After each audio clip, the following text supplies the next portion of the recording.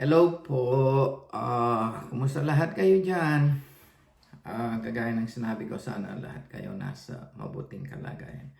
Ituloy ko kung medyo putol-putol kasi nga yung time lang. Kung hindi, pwede kong anuin lahat. So, kape muna tayo. Ito po ang aking almusal. Ayun, yung buhay-buhay. Minsan naranasan ko rin pag kaya minsan natutuwa ako dun pag nanonood ako dun sa mga vlog. Nakakatuwa kasi minsan kahit na anong edad ka na, minsan maalala mo yung buhay, nakaka-relate ka. Lalo pa siguro pag lumaki ka ng mahirap, ganon, nare-relate mo yun. May nagsabi doon na hopefully, hindi niya akong binigyan ng permission pa. Pero huwag kang magagalit. Pangalan nun, nakakatuwa silang dalawa eh. Eugene saka yung Bika. Nakakatuwa. Kasi yung nabanggit ni Eugene na maraming parang binabasted siya. I can relate on that. Hindi rin ako pogi sa standard ng Pilipino. Hindi lang yun, mahirap pa rin kami. So minsan, pag gusto mo I feel it. Gusto mong, pag kahit na ba na hindi ka kagwapuhan, siyempre, minsan pag may nakita ka rin na maganda-ganda, siyempre, nangangarap ka rin, di ba? Pero right there, sabi nga ng kaput. Lalo pa yung mga mayayaman noon, forget about it. Normal yun eh. Pero nare-relate ko talagang gano'n. Kaya nung sinabi niyang nagpapasalamat siya dun sa mga nagbasted sa kanya, nakita niya tong si Bika. It's funny. Nakakatuwa. Natutuwa ako kasi I can relate 100% with that. Kaya minsan, hindi ko nilalahat. Pero tayong mga Pilipino minsan ganon, yung masyado tayong kailangan maganda, kailangan poging-pogi, kailangan mayaman. Ang actually, kung ako, tumira na ako dito sa Amerika, minsan nagugustuhan ko yung style nila it's in the heart. Kasi minsan din naman siyempre, kumukupas din naman ng kapugian. Kumukupas din naman ng kagandahan. Ang yaman, hindi natin din alam. Importante yung nagmamahalan kayo sa isa't isa. Pero, kung maganda na, magbait pa rin, di ba? Kung mayaman na, mabait pa rin. I'm not saying, but in general, minsan ewan ko kung saan natin nakuha yun. Pero dito, napunan ninyo, yung iba, kung siguro, nanonood din ng mga video ng yung foreigner. Minsan, tayo mismo ang nang-i-insulto eh. Yung bang, siguro malabo kasi maganda yung foreigner. Tapos, tayo, hindi naman. But you know what? Sabihin ko sa inyo, pag yung ang mga puti, gusto nila yung kulay natin eh, brown. Sila, nagtawag yung nagtatan. Pupunta pa sila sa dagat para yung sun maano sila. Tayo naman, nagpapaputi, ang tawag doon? Glutathione daw yata yun. Hindi ko na masyadong alam yun. Yung bang naglalagay ng kung ano-ano. Kaya minsan, siguro kung maano lang tayo ng Panginoon, sabihin, ano ba naman, litong-lito kayo. Mga tao, kung ano ang normal siguro yun. Kung ano yung wala natin, yun ang gusto natin. Kaya minsan pag iniisip natin na, itim ako, sa totoo lang, minsan gusto nila yung dark, gusto nila yun. Nagulat nga ako, bagong dating itong bayo ko niloloko ko, sabi ko, daming nagkakaano sa'yo kasi farmers yan diyan sa atin. Dark. Alam mo naman ang farmer, medyo macho image din. Ay ko, bilib ako sa'yo. So, yun ba ang kaya minsan gusto ko rin magkwento ng ganito para at least siguro magiging message dun sa mga matapobre.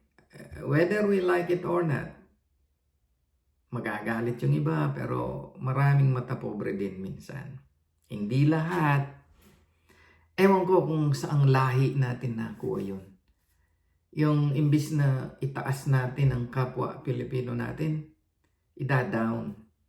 Kahit sa business, minsan ganyan eh. Hindi ko maintindihan. Sana tanggalin natin yung ganoon. Hindi ko sinabing sa lahat. Tapos napon ako pag yung maliit ka. Halimbawa, yung bang mataba ka, sasabihin, taba! Oh, halimbawa naman, pilay ka. Oh, let's say, si Willing Pilay. O kaya naman, siyempre, may problema ka rin sa mata. Oh, si ganito. Bakit natin sasabihin yun? Yung bang negative tayo, may pagka-negative tayo, dapat na natin yun, baguhin na natin yun. Dapat itaas na natin ang kapwa Pilipino. Yung mga bata, maganda na rin ang ating approach sa kanya, hindi negative. Palaging negative. Minsan may pumupunta dyan na artista, naapon ako. Yung, mga ba yun? Mga half American o half foreigner. Ang mga comment ng mga Pilipino, kesyo katal, yung ganito, kaya lang pumunta dito yan para magkapera. Come on, guys. Hindi yun. Kasi yung tao nasa puso yan. May magsasabi sa inyo ngayon, sa akin, kailangan lang yan na pera. Hindi. Dahil ito, sample na lang, naghihingi na ng favor doon sa Vice President noon na tulungan ng Pilipino. So, ibig sabihin, nasa puso ko yan. Kaya lang hindi ko nagawa noon kasi, by the way, nurse po ako sa registered nurse dyan sa atin saka dito.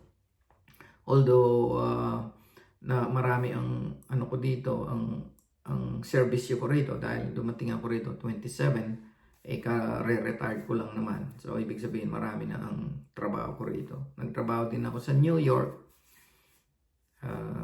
nung bagong dating.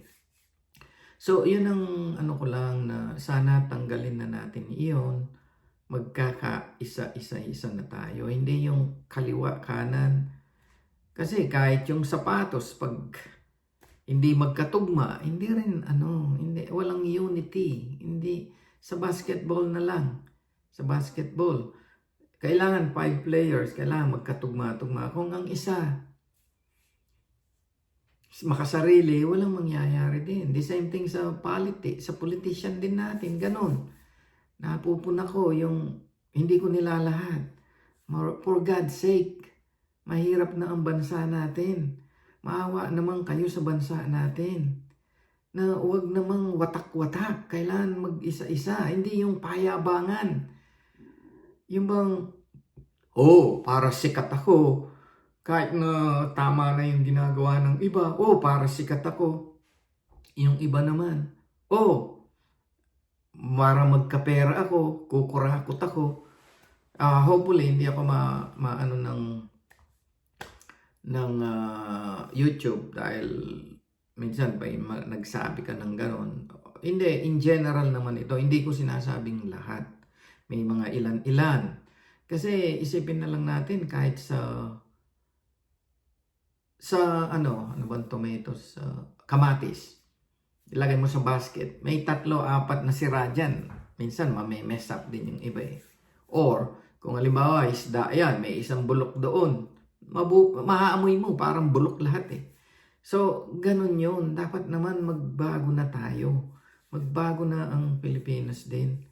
Marami akong pag-uusapan din siguro kung paano yung pag-manage dyan. Marami akong nakikita na minsan hindi kagandahan. Siguro kung actually ito ito ang pinakatamang oras na mabigay ko yung payo ko. Siguro awa ng Diyos, nakatiming ito kasi ito ang tamang panahon na baka maraming pupunta dyan na mga malalaking kumpanya na makakatulong ng trabaho dyan sa atin.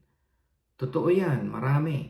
Pero kailangan kung sino man ang nanunungkulan ngayon, pagbigyan, wag yung kalahati pa lang, Diyos ko, away-away na, dahil lang sa sariling kapakanan. Mali yun kung sino yung suporta. Binoto ninyo eh. Binoto ninyo. Tapos kung yung iba, bibigyan ka lang ng 100 piso, sisirain mo lahat. Ay naku, napunta ako dito sa politiko ngayon. Actually, mapupunta rin ako doon. Pero minsan, ang ang pangarap ko na magbago din tayo, yung magkaroon din tayo ng malasakit sa isa't isa. Which is true. Yung iba hindi nila na-feel yan, lalo na yung mga may kaya, nakatira sa mga malalaking bahay, hindi nila nararanasan yan eh. Pero ang kausap ko ngayon, yung mga regular people na taga-probinsya, kahit hindi probinsya, yung mga nandyan sa Tondo, yung mga squatter, napipil nila yan. Pero kayong mga sa squatter o yung mga regular people, pag nakinig kayo sa payo ko, siguro makakatulong din kayo para sa inyo, para sa inyong kapakanan. Pag makinig kayo. Ngayon, kung hindi kayo agree, huwag kayong mag-alala. Kahit na may sinabi ako, huwag niyong pakinggan. Siyempre, may sarili rin kayong pag-iisip. Pero kung ako, naranasan ko ang kahirapan, sabihin ko sa inyo, at sabihin ko pa rin yung nag-college ako, yung mga ganun-ganon, kung kapos-kapos, sabihan ko. Kagaya yung sinabi ko, nagpastol ako ng kalabaw, nagkarit.